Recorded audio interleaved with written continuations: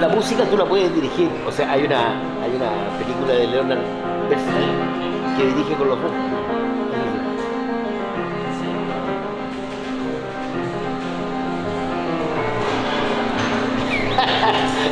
Claro, y también puedes dirigir, qué sé yo.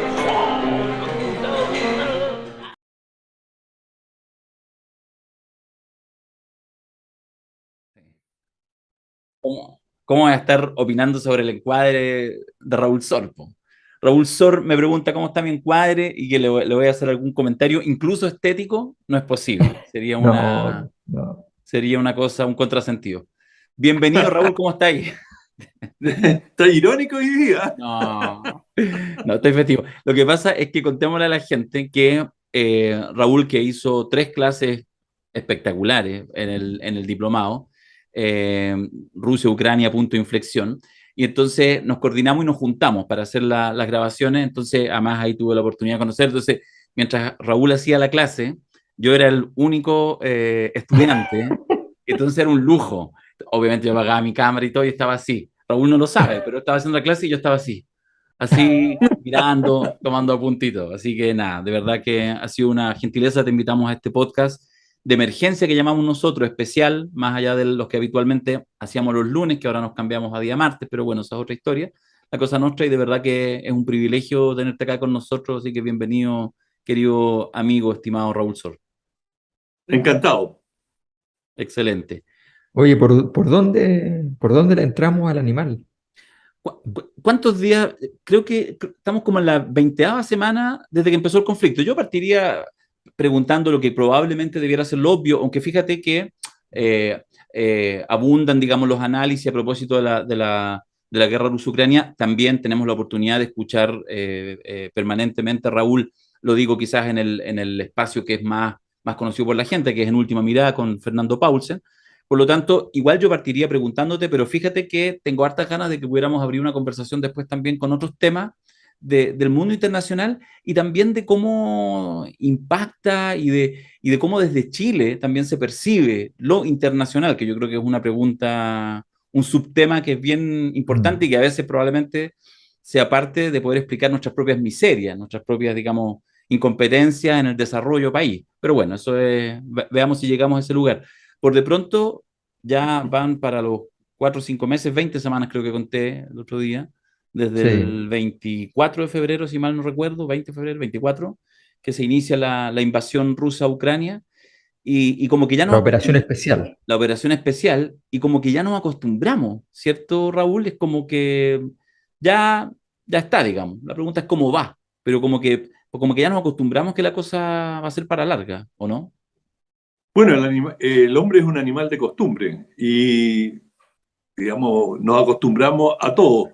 Eh, eh, los que han leído La Metamorfosis, nos podemos acostumbrar hasta que un ser humano se convierta en una barata y lo vamos normalizando a través del tiempo, de manera que todo es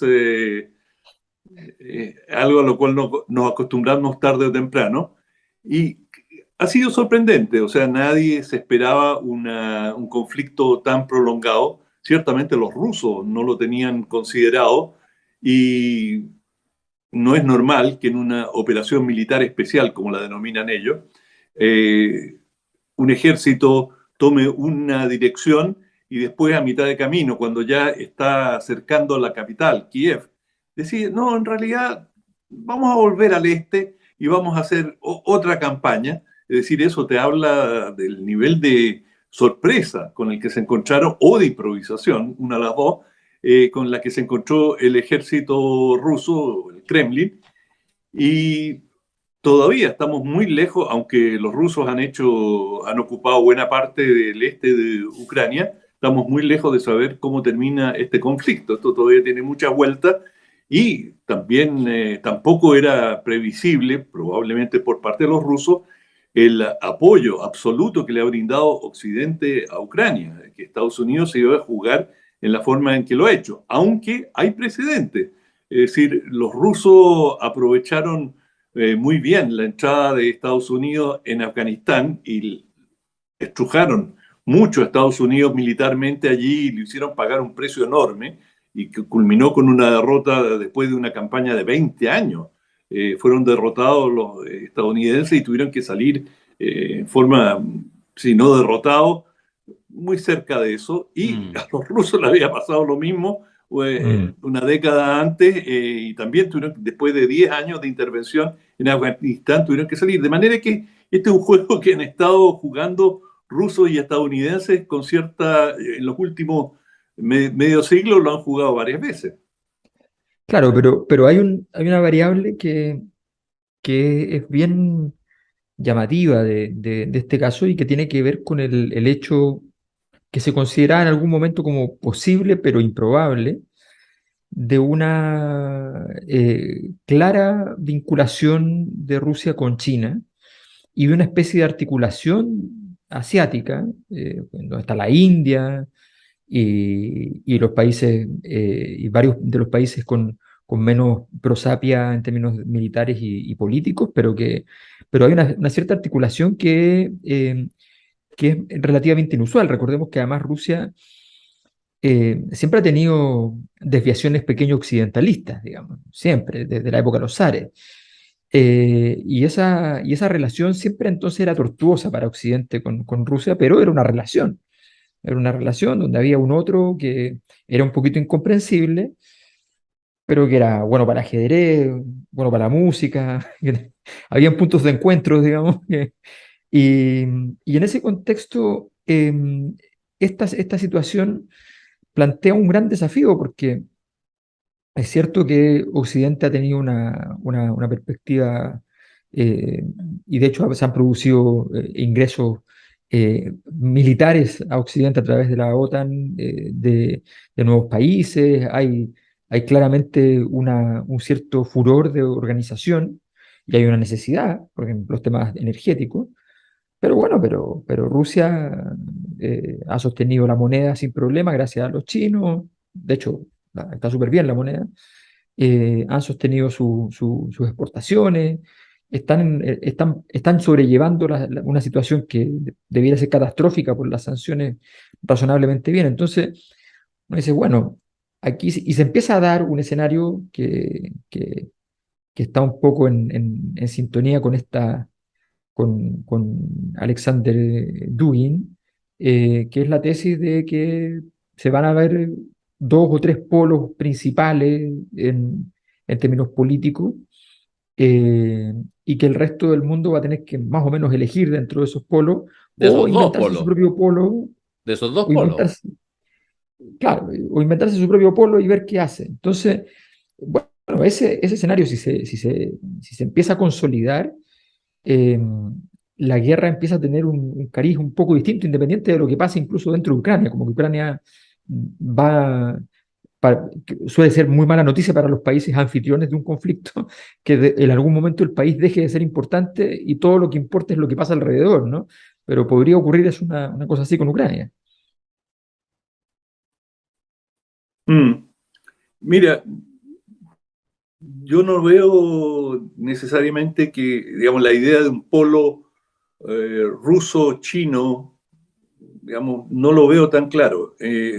Los chinos, y de mi conocimiento de ellos y de haberlo hablado con algunos dirigentes chinos, eh, la visión china es, ellos son el imperio central, el Sí, imperio del claro. centro, se denominan. Y en una oportunidad, hablando con un alto dirigente, uno de la cúpula, uno de los 12 dirigentes más importantes del Partido Comunista Chino, entrevistándolo como periodista, le dije, ¿cuáles son los aliados de China?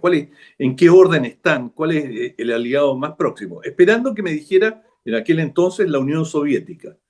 Y en esta forma tan peculiar que tienen los chinos cuando, digamos, no te quieren contestar, o más que no te quieren contestar, estiman que tu pregunta es inoportuna, me dijo, no le entiendo la pregunta, pero era evidente. ¿Cuáles son los aliados de China? Se la repetí, miren. Y finalmente me dice, mire, China no tiene aliados, China es China y el interés de China es China. Y nosotros estamos dispuestos a hacer alianza o tener relaciones más estrechas con cualquier país que avance nuestra causa.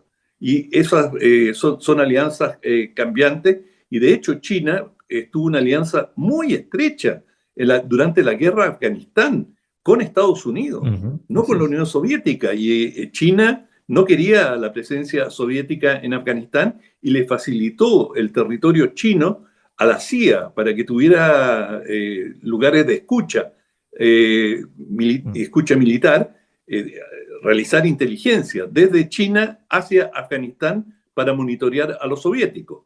Cuando terminó, se retiraron los soviéticos y entró Estados Unidos. China entró a colaborar con Rusia. Y así, digamos, sus alianzas son cambiantes. Durante mucho tiempo sus intereses estuvieron bastante alineados con Estados Unidos y facilitaron las inversiones de Estados Unidos en China. En fin, tuvieron una actitud de colaboración abierta. Y esto puede cambiar completamente de un momento a otro según la situación. Si China entrara en un conflicto por Taiwán, bueno, las relaciones con Estados Unidos se quebrarían completamente. De hecho, están muy deterioradas por la voluntad de Estados Unidos, porque Estados Unidos ha establecido una serie de sanciones a China. Pero lo que voy es que no veo que se va a consolidar un bloque chino-ruso. China va a No, seguir siendo China. sí, Rusia tendrá que elegir si puede o no caminar al lado de China. No va a caminar al lado de China, va a caminar detrás de China. detrás, Eso claro. ya está absolutamente claro. Por lo tanto, polo en el sentido de intereses comunes no, van a tener intereses coincidentes, Coincidente. que es distinto de una alianza. Sí, lo que pasa es que, o sea, es evidente que Rusia cumple un rol muy secundario para China en este momento. Lo que pasa es que hay ciertas afinidades. El proyecto, el gigantesco proyecto denominado no sé, como la ruta de la seda, la nueva ruta de la seda, que en realidad son como 6 rutas distintas y es un monstruo de proyecto, eh, del cinturón y la faja, ¿no? Eh, ese proyecto es un proyecto que requiere mucha energía, mucho desarrollo de energía. Eh, Ellos todo lo demás lo tienen, el comercio y la logística lo tienen, pero efectivamente les va a hacer mucha falta de energía y Rusia ve ahí una posibilidad, eh, una alianza razonable en ese sentido. Eh, y yo creo que Rusia lamenta efectivamente la fractura que se produce con Europa. No creo que le parezca muy gratificante. Seguramente hay miembros del Kremlin más, más vinculados a tesis más extremas, digamos, que consideran que es bueno esta guerra totalmente geopolítica, pero probablemente hay muchos que no lo consideran así. Por lo que decía, los rusos de la élite han sido siempre súper, súper occidentalistas. Entonces, creo que efectivamente lo que tú dices es cierto. O sea, China va a ser el polo, no cabe ninguna duda, y Rusia puede cumplir un rol secundario, pero a Rusia eso le viene suficientemente bien. Rusia es un país que se estaba quedando sin rol en el mundo y Putin, de la mano de la osadía política, digamos, ha logrado sostenerlo en pie, pero no es son esos proyectos de país que sin el líder suena difícil que puedan andar. Oye, partimos hablando de Rusia-Ucrania, yo creo que nos pasaron 3 minutos y entonces nos aparece China, hemos hablado más de China. Y a mí quisiera un poco Mm. poner a jugar el tema y pensarlo también en clave como chilena, no solamente como una cosa externa, no solamente como una cosa como de cultura general deseable. Insisto en esta importancia de mirar desde lo local, incluso de las definiciones políticas cotidianas que hacemos los chilenos y chilenas, ir mirando, digamos, cómo esto se contrasta. Y lo quiero llevar a retrotraer a lo que fue una cosa que, bueno, obviamente las propias presiones, yo creo, hicieron que incluso a nivel comunicacional, no es que no se supiera, pero tuviera una cosa acotada, algo que desafía el sentido común. Me refiero a la licitación de los pasaportes del año pasado. Porque yo tengo la sensación que ahí hay algo que incluso, Mm. más allá de las relaciones internacionales, hay un tema cultural que yo creo que me gustaría un poco escuchar la opinión de Raúl, de Alberto, en fin, poner a jugar los temas. En esto que un pasaporte, licitación correcta, todo perfecto, listo, y hay una empresa china que además es un consorcio con otros capitales, pero efectivamente que mantiene el 51%, algo así, por lo tanto son los mandantes, una cosa, y licita un precio extraordinario, eran como 28 lucas, bajada de 80 y tanto, o sea, una maravilla, genial, pasa todos los filtros.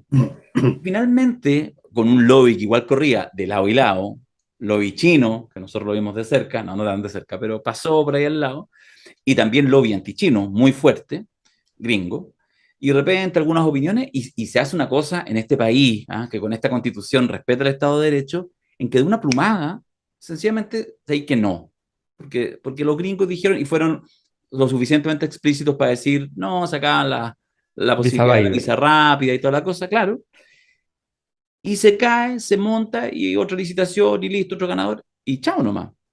Entonces, y yo creo que ahí hay una cosa, entonces la pregunta es, ¿cuánto hay de atávico, cuánto hay de patio trasero de Estados Unidos? Creo que hay varios elementos, pero creo que es la primera vez, por lo menos en mi biografía, que me aparece con tanta nitidez ya en nuestra casa, esta idea de la presencia china, 5G, estoy hablando de puras imágenes, que yo creo que mucha gente que nos está escuchando le surgen, y bueno, una mirada, uno dice, claro, probablemente esto no va a cambiar en 10 años ni en 20, pero cuando uno tiene un poquito de mirada de más largo plazo, y uno dice, bueno, quién sabe si en realidad en 100 años más en los colegios chilenos, que sigue existiendo Chile, se está enseñando chino en básica.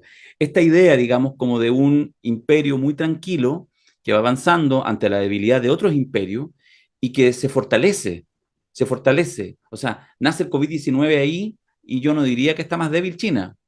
Sería discutible si está más fuerte. Pero digo, hay mucho tema que está surgiendo y yo me parece, esa es la pregunta en este formato de comentario alargado, Raúl, en que efectivamente nos aparece, tú ya estás acostumbrado, eh, en que nos aparece eh, este temor, ya este temor a lo chino. ¿Es razonable? ¿No tanto? ¿Cómo lo veis tú, este macro tema? Bueno, hay una teoría de que normalmente a lo largo de la historia, es la tesis de Tucídides, que los imperios ascendentes chocan con los imperios descendentes, es decir, el imperio dominante choca normalmente y choca en forma bélica con el imperio ascendente, y que eso, digamos, se estudió en la antigua Grecia y ha sido una tesis, y en la mayoría de los casos ha resultado así, y salvo una de las grandes excepciones fue la caída, digamos, del Imperio Británico y la emergencia de Estados Unidos, que no se plasmó en una guerra, pese a que tuvieron bastantes conflictos armados. Los ingleses intervinieron militarmente unas cuantas veces en Estados Unidos con invasiones, se tomaron Washington, no fue tan tranquilo, pero fue en términos históricos menos trágico que otros casos. Y eso, si dadas las diferencias culturales, las diferencias políticas y el camino que están tomando las cosas, no es descartable una guerra entre Estados Unidos y China. Y si tú quieres, el detonante lo vimos la semana pasada con la visita de la señora Pelosi Pelosi. a Taiwán. Es decir, China ha trazado una línea roja absoluta en el tema Taiwán. Taiwán es una isla que perteneció a China hasta la Segunda Guerra Mundial. Finalmente los nacionalistas, encabezados por Chiang Kai-shek, se refugiaron en la isla de Taiwán y fundaron esta nueva república, pero siempre dijeron, nosotros somos la verdadera China. Beijing, con Mao Zedong, decía, nosotros somos la China real, y por lo tanto no tenían una disputa frontal, porque los dos se decían China.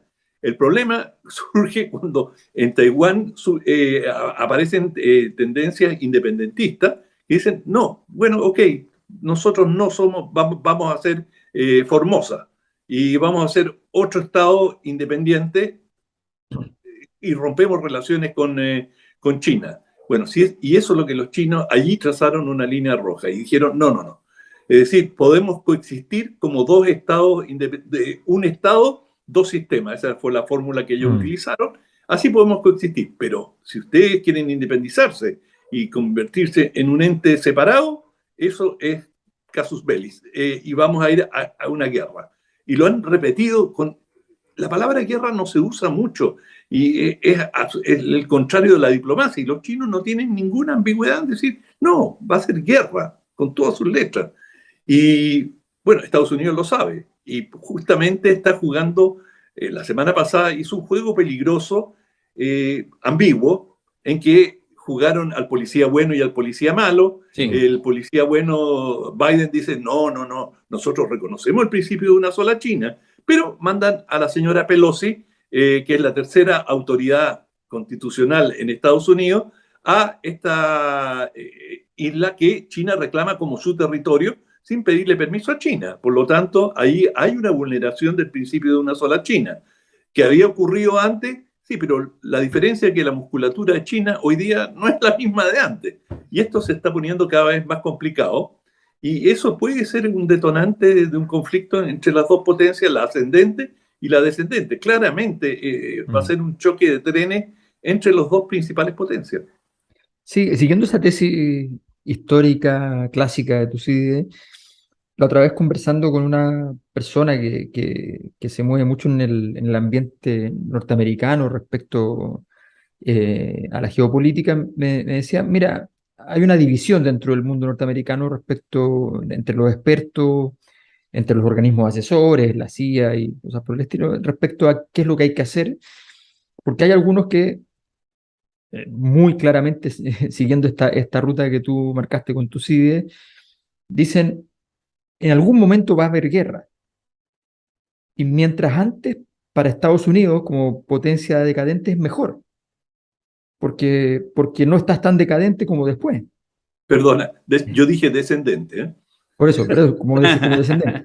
Claro, No, no, entonces sí, mismo vamos a que sacarle la decadente. cuña. Raúl sí, Sour habla del decadente Estados Unidos. sí, No, entonces, descendente. sí, sí, está bien, pero efectivamente, si tú vas No, bajando, tienes que atacar lo antes posible para evitar, porque además tú tienes, tu único poder hoy día, así, claro, muy evidente en términos del comparado, va a ser por parte de Estados Unidos el poderío militar, porque el poder económico ya no tiene como competirle a China desde el punto de vista de las sofisticaciones, de las simples sofisticaciones de los chinos.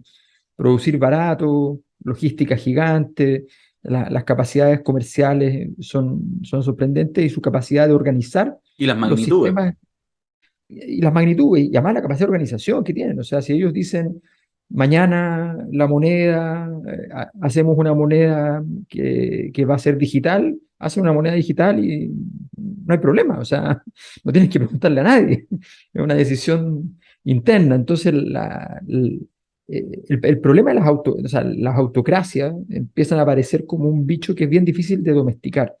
Pero bueno, pero más allá de eso, ¿tú cómo evalúas, en términos así del realismo político más brutal, esta reflexión de si hay que ir a la guerra desde el punto de vista de Estados Unidos, desde el punto de vista de Occidente, digamos, si hay que ir a la guerra antes o después, o si tú crees que efectivamente se podría evitar un conflicto y aún así Estados Unidos podría tener alguna posibilidad de disputarle el proceso a China? Mm. Mira, uh, durante varios años la embajada estadounidense me invitaba a dar una charla a un grupo de oficiales, de coroneles y eh, capitanes de navío que estaban por ascender a almirantes y a generales. Y antes Mm. de, como hacían este curso que se llama Stepstone, y los participantes elegían distintas zonas del mundo. Entonces, un grupo iba a Asia, y había un grupo que venía a América Latina, supongo que los más porros, porque no era donde se cortaba, se definían las cosas, pero es una especulación mía. Venían acá una veintena de estos oficiales de alta graduación y todos iban a ascender, digamos, a los puestos máximos. Y la única pregunta que hacían, lo único que les interesaba, cuál era la presencia de China, cuánto dependía Chile de China, cuál era el pensamiento de los militares chilenos sobre China, es decir, el único interés era cuánto gravitaba China en América Latina. Y esto te estoy hablando de hace una década, de manera que para Estados Unidos nadie puede decir que lo va a sorprender. Lo vienen estudiando, pero con lupa, cómo está evolucionando esta situación. ¿Qué conclusiones han sacado sobre la correlación de fuerza? ¿Cómo saldrían ellos parados de un conflicto? Porque si tú ves lo que está pasando hoy día, con toda la política de sanciones de Estados Unidos, hay que tener en cuenta que el sancionador también se sanciona. Sí, Es decir, cuando en el caso de Ucrania, Europa decide tomar una serie de sanciones, bueno, los rusos dicen, entonces te dejamos de vender gas. Y mira el desastre energético que se está auto provocando Europa, castigando a Rusia, sí, pero el autocastigo no es menor. De manera que hay muchos elementos a considerar en esto, y hasta ahora Estados Unidos ha buscado por la vía comercial, le ha ido aplicando sanciones crecientes a China, y por lo que uno ve a grandes rasgos, Estados Unidos ha salido más perjudicado con las sanciones que la propia China. O sea, no se ve que Estados Unidos ha podido controlar el comportamiento político de China y su expansión comercial, y que si bien logró, como decía Darío, le puede arrebatar ciertos contratos como el de los pasaportes, es cierto, y qué sé yo, le puede frenar el 5G, pero esos son, digamos, elementos secundarios. Si tú ves, China es el principal socio comercial de toda América Latina, salvo dos países, uno de ellos es México. De todos los demás es el principal socio comercial, y eso no va a cambiar. Es decir, nuestro principal comprador de cobre va a seguir siendo China, y no es tan fácil encontrarse otro comprador que tenga bolsillos tan profundos como China, de manera que no es un tema político, y que el agregado cultural de Estados Unidos te diga, no te vamos a mandar nuestro mejor pianista si tú sigues haciendo negocio con China. Hay determinantes muy objetivas. Por lo tanto, a la pregunta del $1.000.000, un poquito más que eso, sobre si va a haber un conflicto entre China y Estados Unidos, es difícil preverlo. Pero así como van las cosas, para allá van. Fíjate que para ir un poco como cerrando quizás el tema China, pero también intentando hacer pedagogía respecto al tema de las relaciones internacionales, porque pasa mucho con el común, yo creo, de la gente que ve y que por lo tanto hay un ejercicio, a veces acompañado por desgracia por gran parte de la prensa, de infantilizar, digamos, la conversación, suponiendo que estos conflictos se deben así como a que amaneció de mal humor el líder en cuestión, Putin, Xi Jinping, Trump, Biden, quien sea. Y sin entender, porque cuando uno piensa en el conflicto entre China y Taiwán. Tú estás pensando en la película La cola que movía al perro. Bueno, claro. Más o menos. Se inventan Estados Unidos se inventa una guerra para tapar un escándalo sexual. Perdona. Sí, claro, absolutamente. Pero, ¿sabes qué? Yo creo que cuesta a veces entender la dinámica de y el mundo propio, la ética propia, construida a nivel, digamos, de las relaciones internacionales. Lo digo, por ejemplo, porque uno podría pensar incluso en este conflicto China-Taiwán, uno podría decir, oye, racionalmente uno podría decir, China, tenía 1.400 millones de habitantes, Taiwán tiene poco más de 25 millones de habitantes. O sea, el 1,5 de su población. O sea, la mayoría de tus provincias son más grandes que Taiwán. Olvídate. Y China en eso. Pero los países, y que mientras más grande, lo que pudiera parecer accesorio, y yo creo que los chinos probablemente son de los más impecables, porque tienen un nivel de consistencia que da asusta, ¿eh? En términos de decir, no, si esto, yo creo que China, si lo personificamos, una persona te podría decir, no, si no lo hago, esto no tiene que, esto es un poco muy la lógica de la mafia. No, es que algunas cosas no tienen que ver, si ya gané, pero tengo que entregar todos los mensajes y por lo tanto no hay excepción. Eso aparece, yo creo, muy alejado del sentido común del ciudadano, el ciudadano común, digamos, como operan. Y es una realidad por un poco. Yo me acuerdo en la primera clase de Relaciones Internacionales, cuando estudié hace 500 años ciencia política. Entonces, un profesor de pasado militarista, que después cayó en desgracia, pero él decía, primera clase, muy sobrado, decía, ¿ustedes saben cuál es la diferencia entre un idioma y un dialecto? Entonces, todos los estudiantes jóvenes, algunos que venían de lingüística, de letras, intentaban decir, no, es que el idioma es más... No. Si la única diferencia entre un idioma y un dialecto es que los dos son la misma cosa, solo que uno tiene un ejército detrás, el idioma. Esa es la diferencia. Bueno, y en esa, de alguna manera, en ese cinismo constitutivo de la relación internacional, entender esta parte del mundo. Yo creo que me imagino, Raúl, que a ti te pasa que a veces cuesta, tú haces un gran ejercicio de hacer esta pedagogía, de entender, digamos, cómo operan las relaciones internacionales para, sobre esa realidad, empezar a analizar, ¿o no? Ujú. Sí, fue un diplomático francés el que dijo esta frase, ¿Sí? ¿cuál es la diferencia entre un idioma y un dialecto?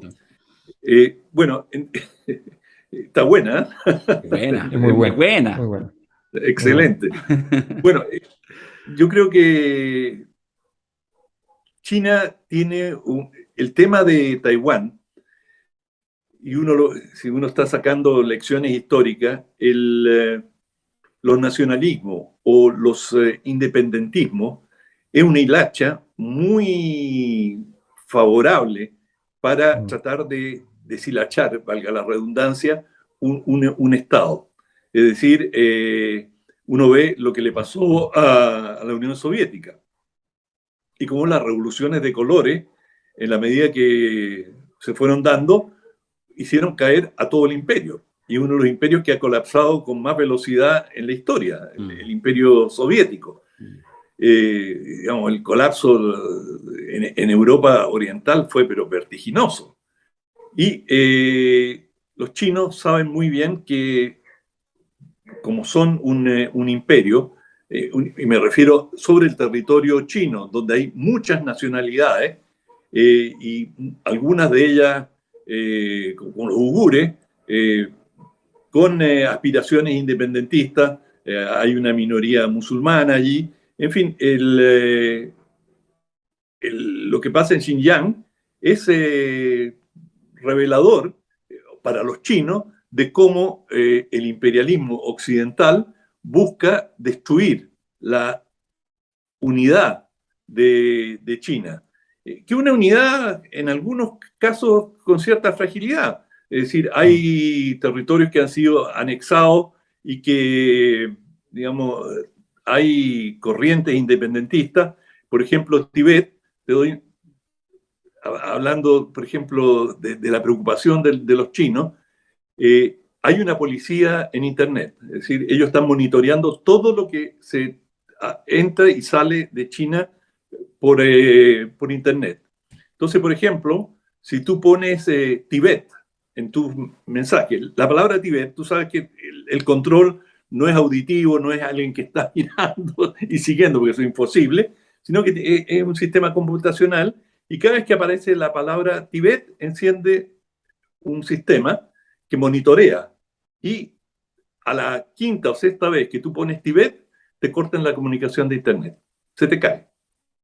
Y eso tiene un sistema armado. Y eso te dice volúmenes sobre la preocupación que tiene China sobre el tema de Tibet, lo tienen con Hong Kong. Es decir, y por ejemplo, en China hay una verdadera, me refiero al gobierno chino, paranoia con Hong Kong.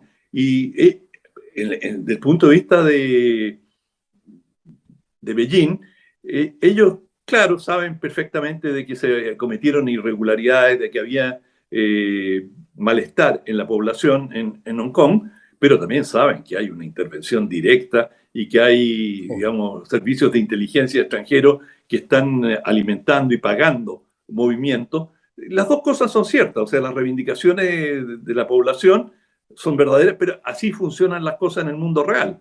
Es decir, nadie inventa un movimiento independentista, eso es imposible, pero tú explotas al máximo de las posibilidades el tema. Y China, por ejemplo, el tema del independentismo o de movimientos autónomos políticos es, pero ají, absolutamente los provoca fuera de toda proporción.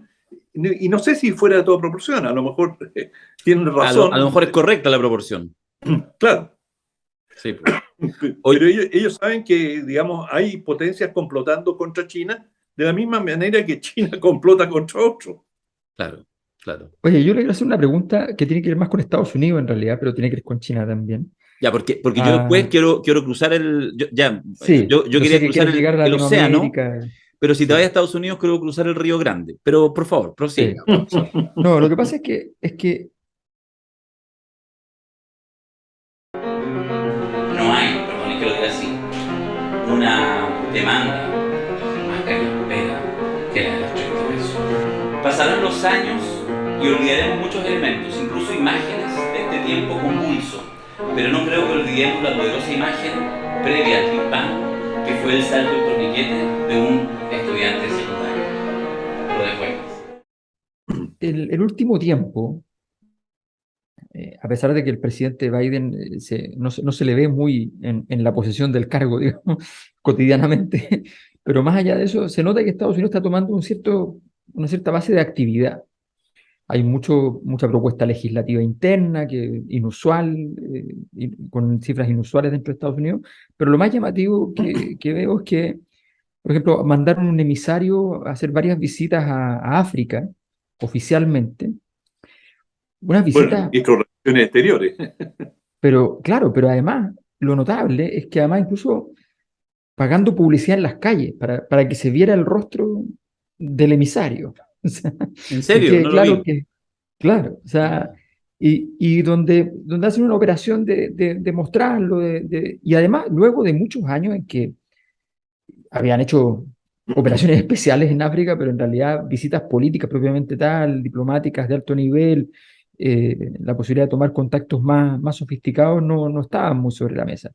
Con Venezuela llevan un par de meses ya en negociaciones abiertas, o sea, ya a sabiendas todo el mundo de que están en conversaciones, eh, con rumores de una cosa que todavía no se entiende muy bien cómo sería, pero donde eventualmente Estados Unidos se hace cargo de llevar tecnologías para ciertos pozos petroleros que podría estar controlando de alguna manera. O sea, hay una serie de cosas y negociaciones también de carácter judicial, los presos tuyos, míos, los nuestros, qué sé yo, que también está pasando con otros países.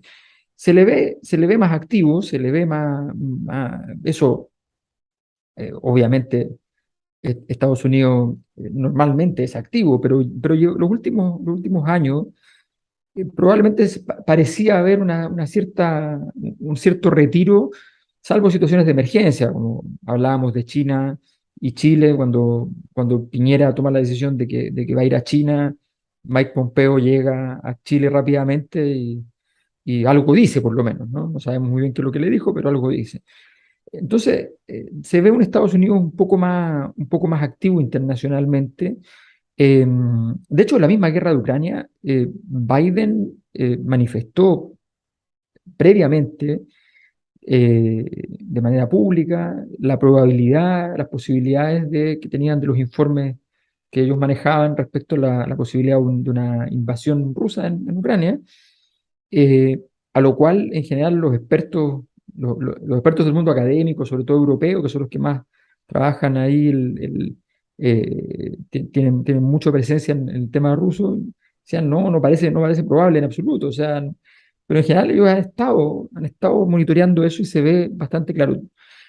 Da la impresión de que de alguna manera Estados Unidos está jugando sus cartas con más intensidad y está haciendo, bueno, y además la investigación sobre Donald Trump y la ir a buscar los papeles a la casa puede ser por cualquiera de los 6, 7 juicios que tiene, pero también puede ser por el tema ruso. O sea, entonces uno da la impresión de que hay un esfuerzo de plantearse con más agilidad, con más fuerza, con más potencia en la escena internacional.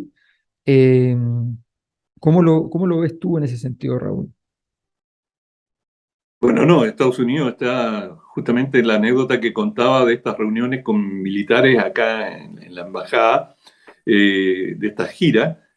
Hace mucho tiempo que Estados Unidos está muy pendiente, no ha sacado los ojos de la pelota, como se dice en fútbol, está Mm. muy consciente de cómo China está avanzando. Y te voy a poner otro ámbito que es igual, digamos, no es de influencia directa, digamos, geopolítica, y es la Luna. Mira cómo se ha calentado la carrera espacial y cómo los chinos, en la medida que lograron poner un vehículo en la parte oscura de la Luna, y eso representa una proeza tecnológica realmente importante, bueno, eso fue un aviso para Estados Unidos de que China tenía un programa propio. Fíjate, Estados Unidos hizo algo insólito frente a China para demostrarte además cuánto tiempo llevan en una política de haber detectado a China como su adversario principal. Estados Unidos vetó el ingreso de China a la Estación Espacial Internacional. Es decir, y esto hace 20 años, y la dejó fuera, y no tenía problema en trabajar con los soviéticos. Y durante mucho tiempo los astronautas estadounidenses subían en cohetes rusos y colaboraban, estaban en la estación espacial con cosmonautas rusos y no había problema, pero no admitieron a los chinos. O sea, eso ya te dice claramente hace cuánto tiempo Estados Unidos tenía la película clara. ¿Ah? Claro, a los chinos realmente les tiene susto. Exacto, o sea, ven a los chinos como su adversario principal. Y en la medida que los chinos ahora están construyendo su propia estación espacial, es decir, y una estación espacial de proporciones, es decir, van a poder tener unos 6 a 8 astronautas permanentemente en el espacio y que tienen una capacidad coheteril para abastecerlo y mantener esa estación. Esto es un desarrollo enorme, es decir, China le está empatando. Y quién sabe, en algún momento puede superar a Estados Unidos, que era el amo absoluto en materia espacial. Los europeos prácticamente no tienen nada, y los soviéticos ya venían en decadencia, y los rusos están bastante, digamos, con bastantes dificultades. De manera que hoy día ese es un campo de competencia directo. Y bueno, la Luna, que en términos geopolíticos terrestres, no pincha ni corta, se transforma en un campo de pugna. Es decir, cualquier región del mundo se convierte, pese que todavía es teórico qué es lo que puede sacar de la Luna. Es decir, cuando Estados Unidos llegó y se trajo unas piedritas de vuelta, bueno, fue de gran interés arqueológico y están en algún museo, pero de importancia alguna, gravitación, ninguna. Pero el prestigio, la señal que tú mandabas al mundo sobre tu condición hegemónica, era formidable. O sea, Estados Unidos obtuvo un éxito resonante con la llegada a la Luna. Bueno, ahora los principales titulares se los está llevando China, no Estados Unidos. Sí. Oye, ¿Me puedes dar el derecho a compartir que me acabo de meter Dije, voy a aprovechar de revisar la página de la CIA, que siempre la reviso cada cierto tiempo, para ver qué tan activos están. Sí. Entonces, esta es la parte que yo tengo que decir: todas las opiniones vertidas en este programa son de exclusiva responsabilidad de quienes la emiten y nos representan. Mira, aquí está. Mira. Se puede postular, andan buscando gente. ¿No? Eso también es una señal de... Ya, pero de acuerdo, esa es una alternativa, se puede postular, pero yo estaba pensando, a propósito del último comentario, Raúl, que nosotros ya tenemos nuestros años, no es momento, pero quizás un comentario que podríamos hacerle desde este podcast especial de La Cosa Nostra, hombres, mujeres, jóvenes de 20, 25, 30 años, creo que es una buena oportunidad que se enamoren de algún chino o china y tengan descendencia.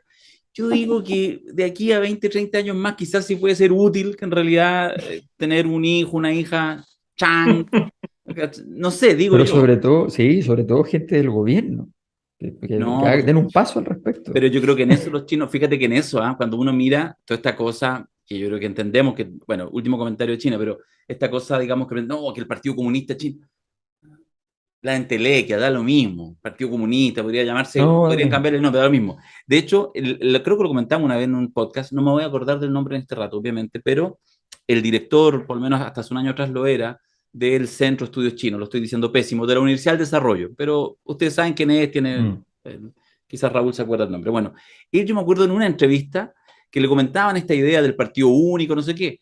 uno entiende que el hombre que está aquí ya viviendo hace años en Chile, en el Centro de Estudios Chinos de la Universidad del Desarrollo, no es que va a los actos, a las peñas, para el aniversario de la muerte de la Gladys Marín, ¿me entiendes?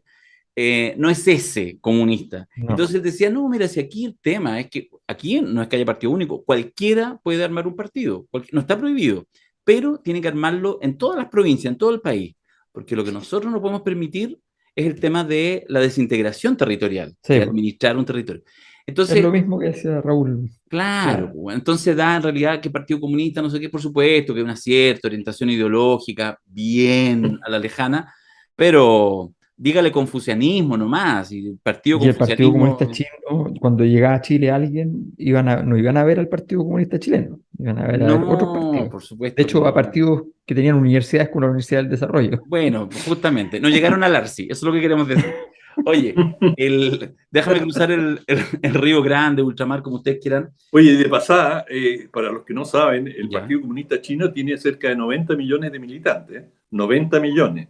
Es decir, y es condición necesaria para llegar a los cargos máximos del Estado en el rubro científico. En todos los rubros, tú no puedes llegar a los niveles, a la cúspide, si no eres miembro del partido. Pero dicho eso, eh, China es un país tremendamente competitivo desde el punto de vista de la meritocracia.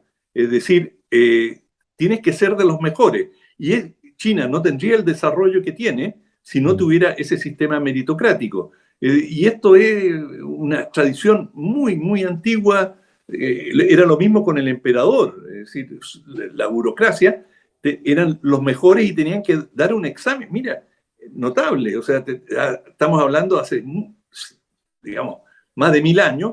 Eran los mandarines, eran Ujú. quienes entraban a la administración pública y tenían que dar un examen.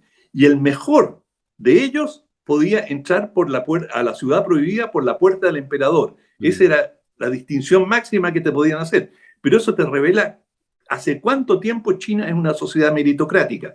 Y si no lo hubiese sido, mm. habría caído en la decadencia, en la Bueno. molicie que ha pasado en tantos imperios. Mm. Sí, bueno, y ahí se abre toda una discusión filosófica también que tiene que ver, podría ser así de exitosa si no tuviera este férreo control y evidentemente una restricción obvia a las libertades como la entendemos en el mundo occidental. Yo creo que esa discusión es tremenda, la hemos dado varias Tremendo. veces, incluso a propósito del tema del COVID y de la capacidad de administrar. Hay una serie, digamos, de teorías en pugna que hablan a partir de ciertas nociones colectivistas. O sea, uno puede construir casi una mirada deseable de este tipo de regímenes, porque efectivamente tienen virtudes como la que señalaba Raúl. Ahora, creo que es una discusión filosófica, no quiero decir No, de la además, gran... además que es históricamente muy compleja, porque el tema de los mandarines, además hubo una época larguísima en que prácticamente mandaban los mandarines y los emperadores tenían poco poder porque efectivamente pasaron a ser, y eran puros, formalmente eran escribas administrativos que anotaban las cosas, qué sé yo, formalmente no era nada. Pero bueno, esa es Para la el gracia de este- los chinos, que son capaces, formalmente no era nada. en el estallido social, en el Pero trabajo... te puedo hacer una Dale, dale. interrupción. El partido, si tú lees la constitución china, el partido no aparece, casi no se nombra. Y tiene alguna influencia en China. Tiene alguna influencia, exactamente. No, si hay que hacer aprendizaje. Para el estallido social, que yo hice un trabajo ahí de recolección junto con Julio Pastel, en fin, nos reíamos con Alberto, porque yo lo mostraba y te acordáis que había un rayado que era como de plumón, pero en un lado, que era muy divertido, que surgió ahí en el centro de Santiago, hay uno que era, sálvanos, Xi Jinping. Entonces no sé quién lo usa, y ahí se coló un prochino que Eso sí nunca que era, falta. eso sí que era improbable, una acción en el extranjero de los chinos. Claro, performática. Oye, mira, el lunes recién pasado asumió Gustavo Petro, que yo creo que ya hace un par de elecciones en Colombia, lo he dicho, yo siempre he seguido con atención en general lo que pasa en América Latina, también lo que le pasa a la izquierda en América Latina, y con atención porque me tocó conocer a muchos colaboradores de Petro, sobre todo el tiempo que estuvo como alcalde mayor de Bogotá. Entonces, bueno, en fin, lo venía ya siguiendo en las últimas dos elecciones que perdió y era muy obvio, muy nítido que salva algo raro que pasara. Yo no descarté la posibilidad incluso que lo mataran. que él debía ganar estas elecciones. Y pese a que pasó un susto grandote con su rival improbable en segunda vuelta, también atención con ese fenómeno, finalmente llega. Entonces, lo voy a dibujar así, no porque esté convencido, sino porque quiero, Raúl, ver como un planteamiento ahí y contrastar. Pero lo voy a forzar como afirmación. Digo, veo a Petro, veo a Boric en Chile, como, digamos, mandatarios de izquierda. Bueno, por supuesto, en tono menor, está más asentado, Bolivia con Luis Arce. Veo a Lula ineludiblemente en los próximos meses. De hecho, en el caso de Petro, Boric y Lula estaríamos hablando de tres presidentes de países no menores de Sudamérica, Latinoamérica, electos en el mismo año, digamos, más o menos, digamos. O sea, Lula asumiría el En 12 meses, digamos. Claro, claro. Lula asumiría el 1 de enero de ganar la elección, que para dónde va yo creo que capaz que la gane en primera vuelta. Bueno, entonces se configura un mapa, se va configurando, insistimos, ahí está Bolivia, Argentina veremos qué pasa, tiene carita de reflujo, tiene carita Sí. bueno, pero en fin, pero se empieza a configurar, Venezuela dolor de cabeza, Perú, quién sabe quién va a ser presidente en 3 meses más, 6 meses más, uno nunca podría asegurar y podríamos que quizás en un año más han pasado 3 presidentes después de Castillo, no lo sabemos. Tampoco sabemos cómo pueda reaccionar, digamos, la izquierda de Castillo en una de esas, disolver el Parlamento. Yo creo que está todo en veremos. Pero quiero quedarme efectivamente en las figuras de Boric, de Petro y de Lula, muy probablemente, y agreguemos a Luis Arce, y se empieza a configurar lo que hace como unos 20 años atrás también hubo una cierta oleada de gobierno de izquierda y progresista. No eran todos del mismo tipo de izquierda, hay que tenerlo súper O sea, claro. la izquierda roja. Bueno, justamente. Entonces, ¿cómo lo ves tú en términos de como estos procesos? ¿Será que sencillamente son pequeñas oleadas? ¿Cómo ves tú, cómo has visto en particular el proceso, digamos, de Colombia? ¿Qué es lo que se ve?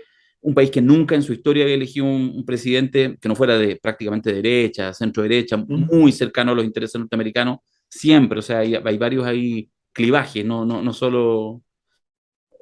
o más bien dicho, el clivaje no se entiende solamente por izquierda y derecha, indudablemente. Narco y guerrilla son claves.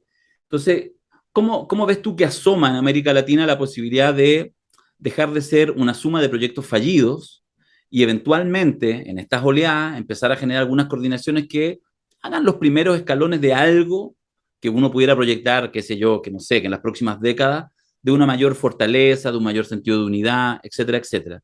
¿O seguiremos condenados a proyectos fallidos y a puras emociones que no arriban a nada? ¿Cómo lo Hemos ves? entrado en la sección eventos de baja probabilidad, señoras y señores. Vamos a... Don Raúl, por favor, adelante. Ya está bueno, está buena la sección. Está bien, pues si necesitamos soñar de repente, déjanos. No, pero mira, no hay un proyecto, y de hecho Petro es bastante diferente de Boric. La situación colombiana es tan sui generis, es tan diferente.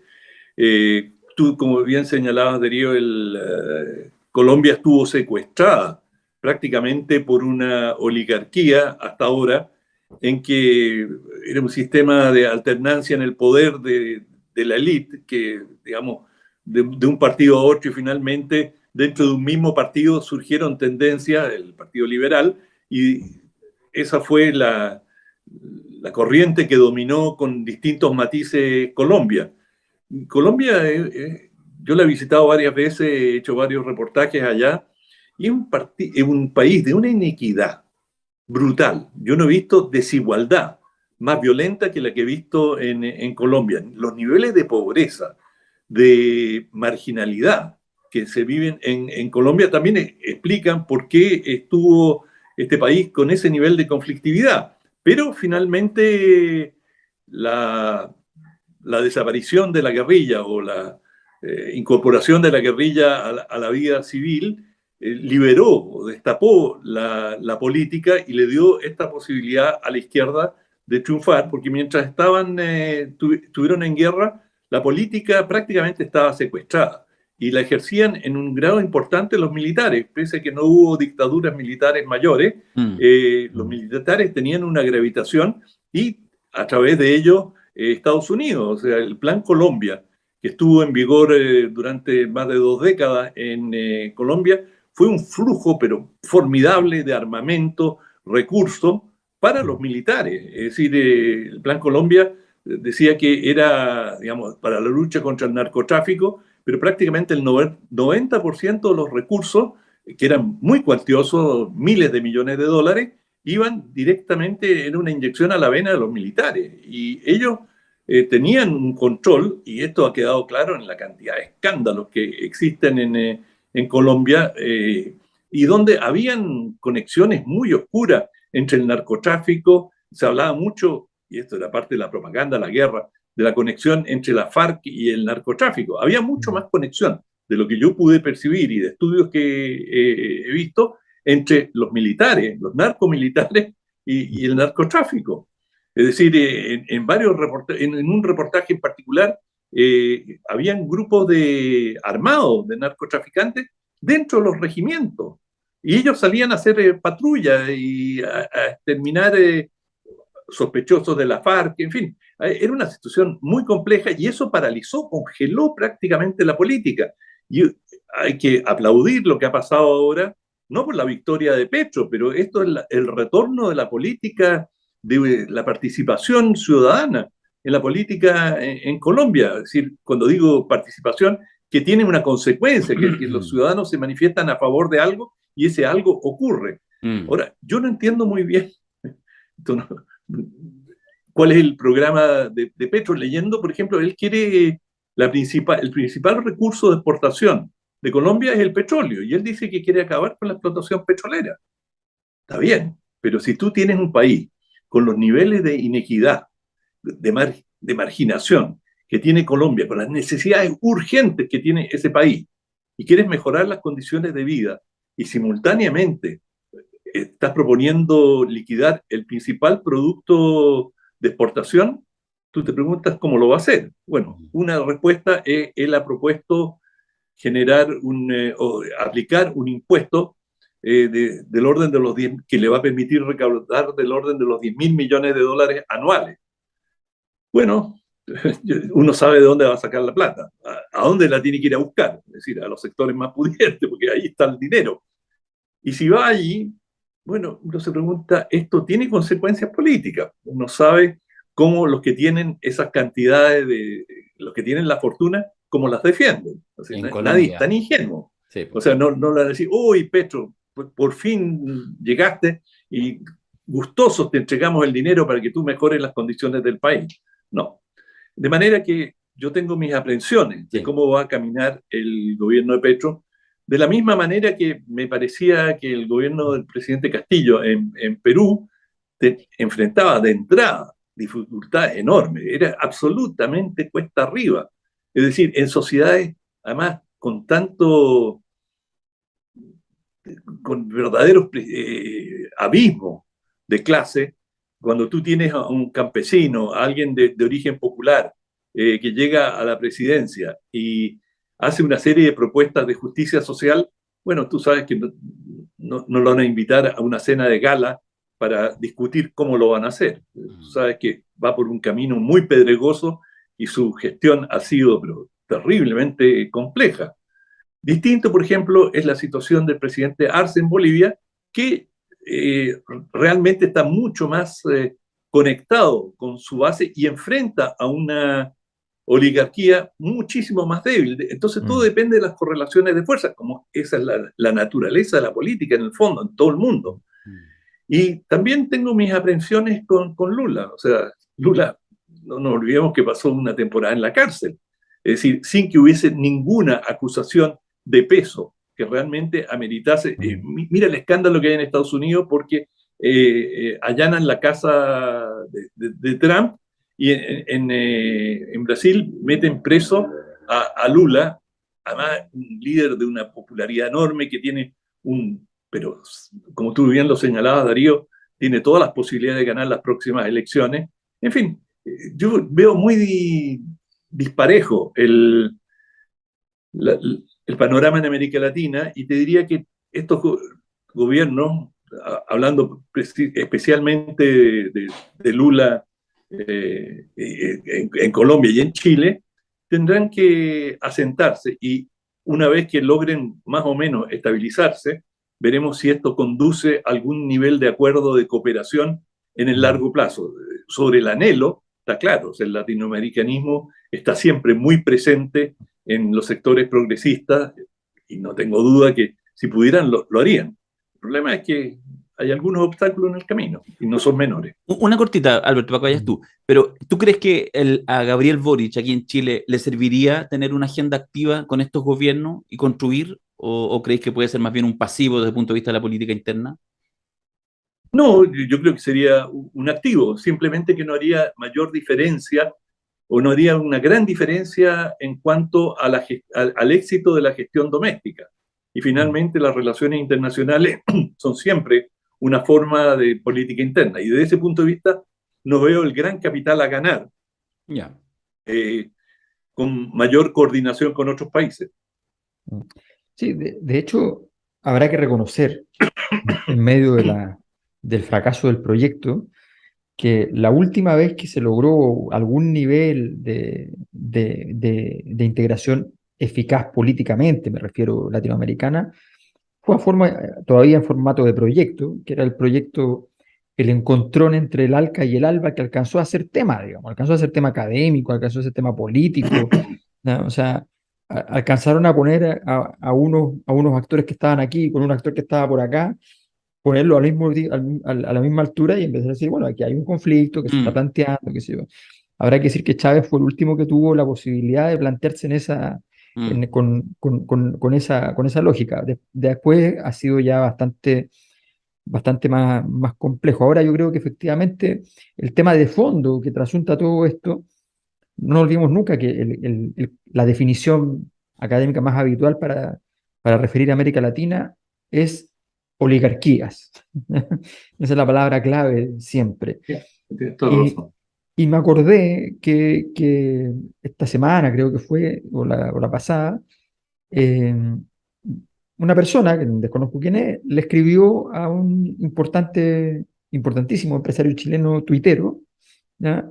Le escribió, mira, tal proyecto para que paguen más impuestos los súper ricos, vas a tener que pagar impuestos.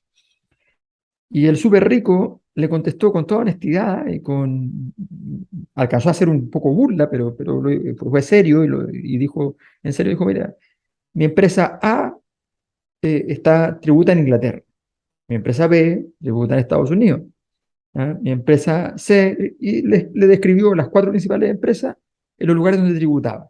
Eso le contestó. Entonces, efectivamente, como tú dices, estas entradas a decir, ya, ok, vamos a recaudar aquí, vamos a hacer aquí, por eso es lo que termina pasando en todos los países, para gran horror de las clases profesionales, es que cuando dicen que le van a cobrar impuestos a la élite, le terminan cobrando a los de altos ingresos salariales. Claro. Y entonces, Proletarios al fin, los que somos dogmáticos. claro, proletarios al fin, dogmáticamente sí. Efectivamente sí, que por supuesto sin ninguna conciencia de clase en ese caso, Ah, bueno. se sienten con X cantidad de millones al mes, cerca de los 30.000 millones de dólares o 20.000 millones de dólares de los súper ricos, se sienten por ahí, pero no es verdad. Pero efectivamente eso es lo que termina pasando, generando una situación donde esas élites profesionales, que son siempre muy importantes para los gobiernos, que son muy influyentes, terminan poniéndose en contra, entonces se arma el lío. Es bien complejo, como dices tú, es una ecuación que no es llegar y hacer, así que se ve difícil, y se ve difícil que haya un proyecto más que articule esto, más allá de las reuniones, las vinculaciones, qué sé yo, pero es difícil articular estos países por las diferencias también. O sea, Colombia es un país en los papeles y es otro país además en términos de la plata escondida, la plata en negro. O sea, son países que tienen características muy propias y son muy difíciles armar algo conjunto.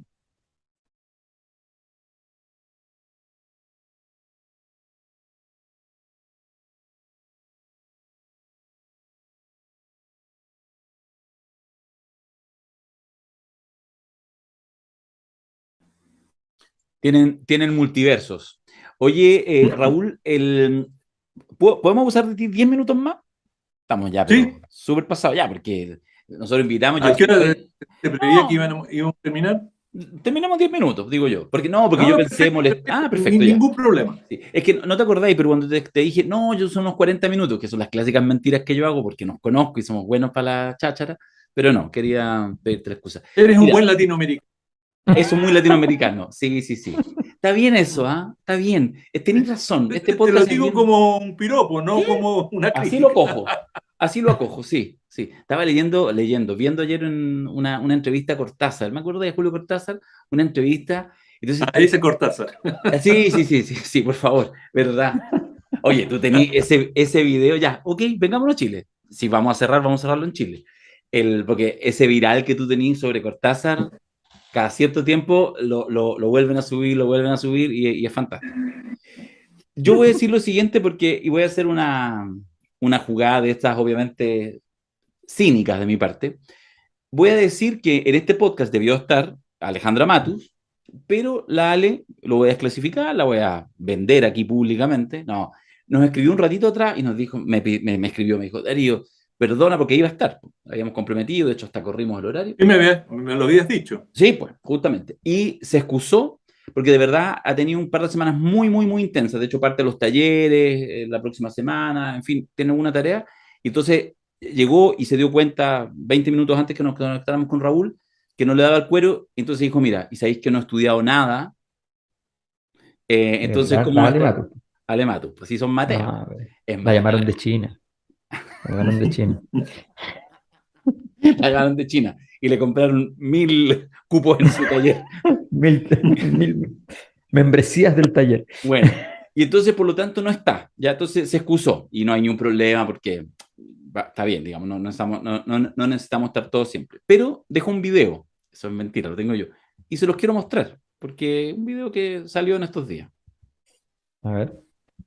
Hola, soy Alejandra Matus.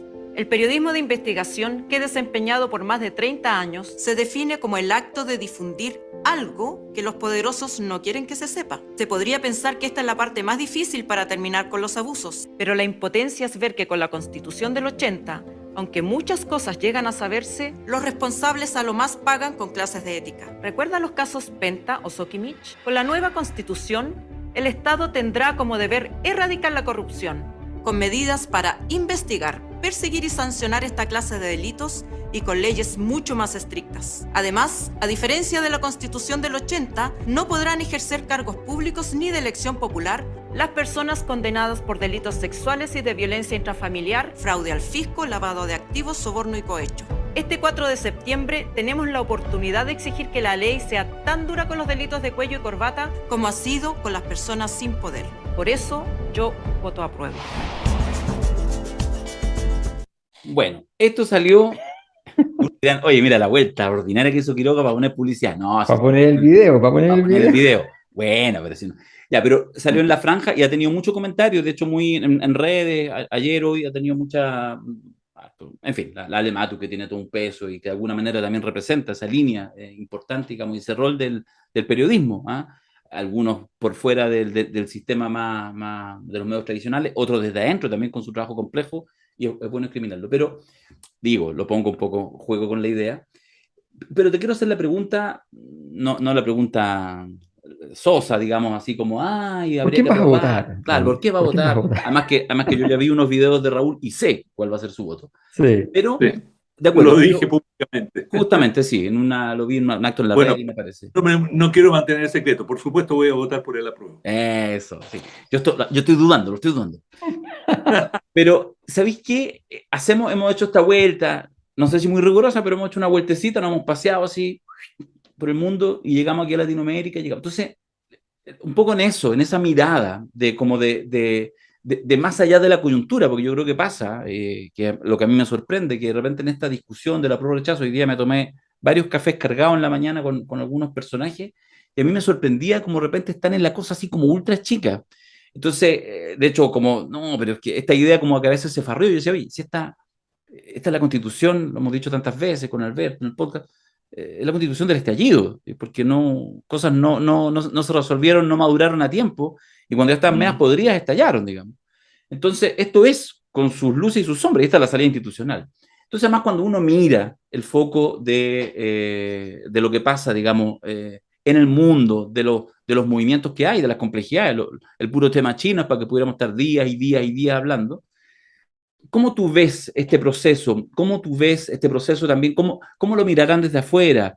A propósito de Colombia, Petro tenía ahí particular atención, vino, ha seguido con atención, mira mucho el proceso chileno, mira mucho, por ejemplo, el liderazgo de Gabriel Boric en la moneda, etcétera, y el proceso también de la nueva constitución. Tú que estás ahí como permanentemente conectado, ¿cómo lo ves más allá, digamos, de la cosa particular, de conexión, de la capacidad de eventualmente, si es que es así o no, de que en realidad este proceso pudiera cerrarse a partir de la nueva constitución y pudiera quizás haber un Chile un poco más conectado con el mundo, que de repente pareciera que estamos así como siempre mirándonos el ombligo? Una reflexión ahí en ese sentido, Raúl.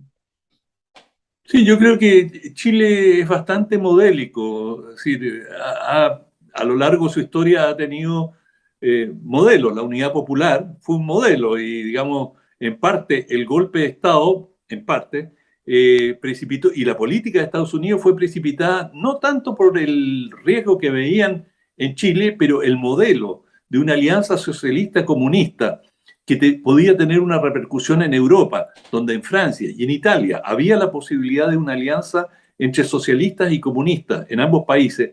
Imagínate el impacto que eso tendría para la OTAN. Dos de los pilares de la OTAN, si se daba un gobierno tipo unidad popular, y esto lo señala Kissinger en algunos de sus escritos, era intolerable, es decir, era una amenaza para Occidente. No lo que pasaba en Chile. Chile no iba a cambiar el balance mundial de manera alguna, pero sus ecos podían generar un modelo. De hecho, Chile fue el primer país en el mundo en que una coalición marxista, declaradamente marxista, llegó al gobierno. Y eso es lo que aspiraban en Italia y Francia las izquierdas, de manera que esto tenía una tremenda repercusión. Lo digo, la importancia de Chile como modelo.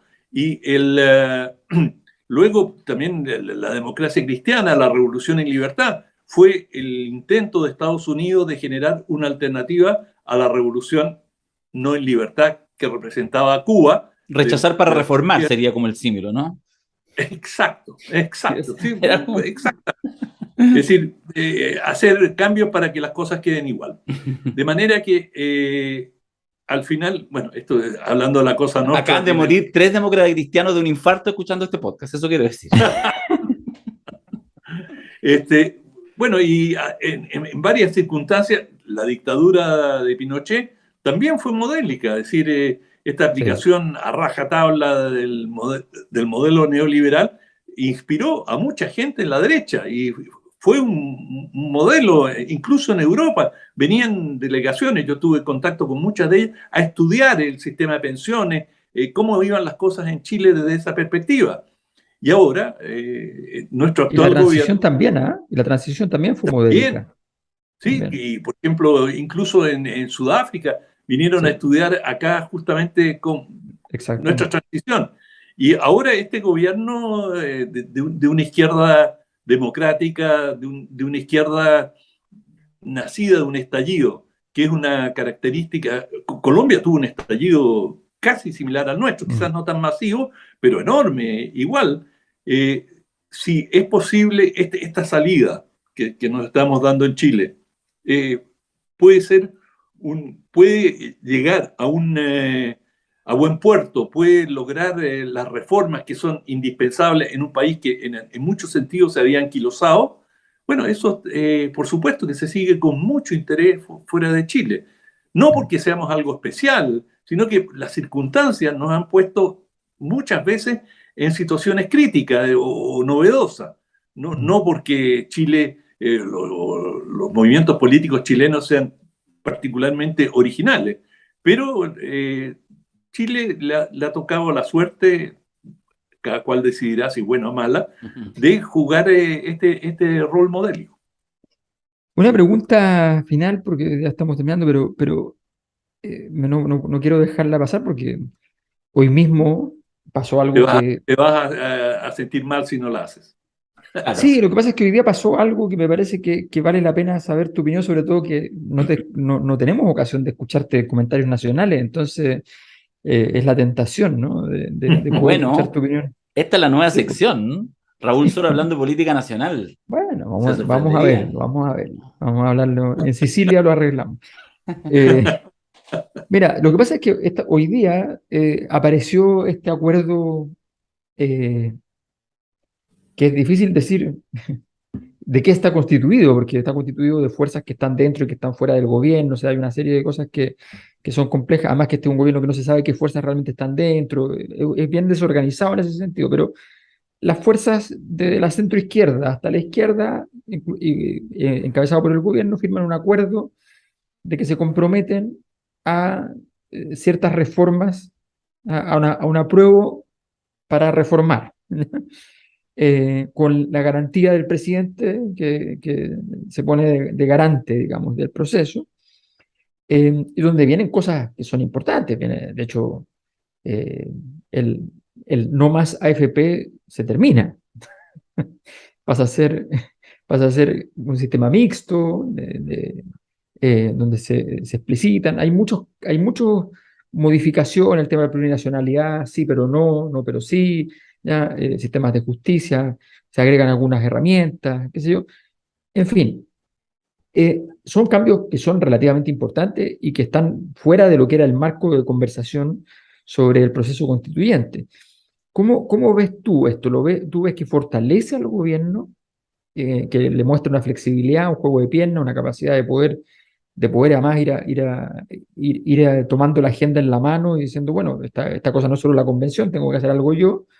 ¿O lo ves más bien como una demostración de rendición y un retroceso por parte del gobierno?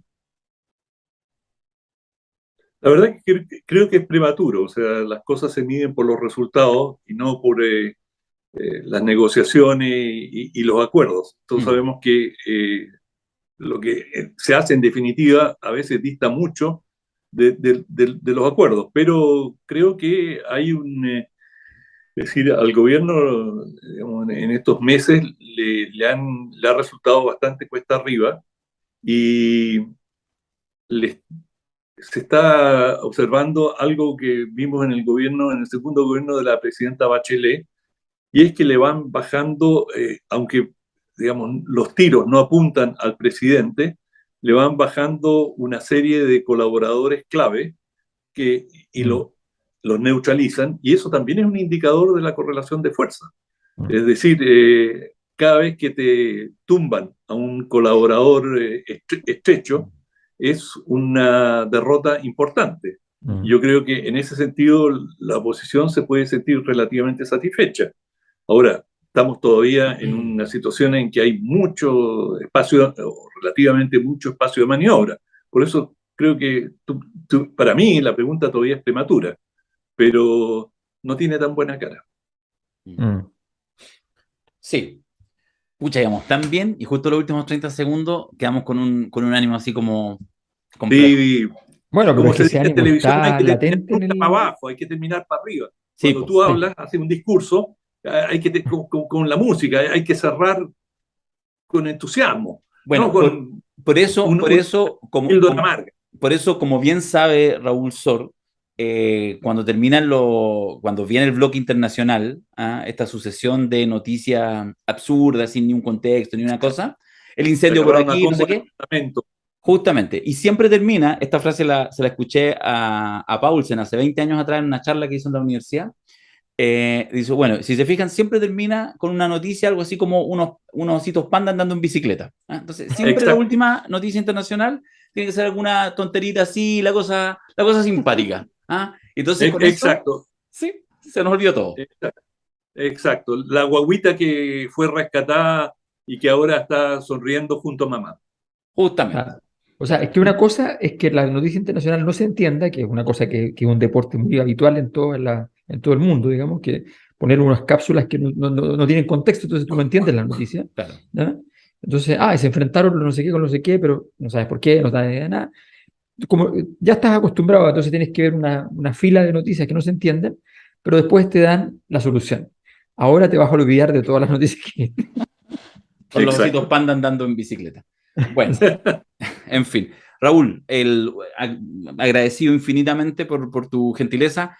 Tengo la sensación de que no te aburriste mayormente y eso siempre abre una puerta para, quién sabe, invitarte Sí, no, algún no. té. ¿Qué quieres que te diga? Estoy despierto. Está muy bien, está muy bien. Oye, y gracias también por el trabajo que realizan siempre con Paulsen en eso, que sé que para donde se mueven juntos, así que de verdad que Fantástico, sí, es un lujo para Chile, fantástico. porque si bien lo que dice Alberto es cierto en términos de que en todo el mundo hay una cosa, uno que ha viajado su resto, yo he vivido en otros lados y toda la cosa, yo creo que Chile debe ser de los países en que hay más ignorancia respecto a política internacional y el ciudadano a pie menos conoce. Te sorprendería cuán ignorantes son en Estados Unidos y en otros países. Ah, ya, en Oye, realidad estaba comparando en En Estados Latinoamérica Unidos más ni bien. siquiera saben que existen Ah, otros bueno, ya está países. bien. O sea, eh, sí, sí. Oye, una cosa, quiero contar una anécdota con Raúl, que él nos acordará, obviamente, porque cuando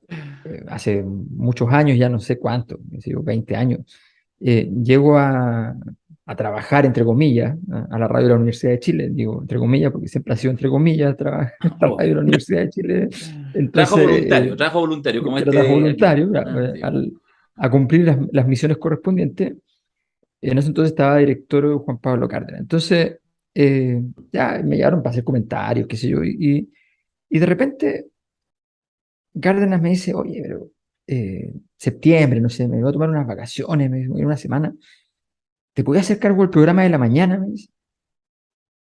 Yo así, devastado, porque, pero yo no sé conducir programas, no sé, yo vengo de otra cosa, Lo digamos. sé, lo sé. Entonces, claro, ya, ni idea. Entonces, bueno, le digo, pero ya, está bien, ok. Yo, me cuesta decir que no a esas cosas, así que a las invitaciones de este tipo de cosas, no. Dije, ya, está bien, ok.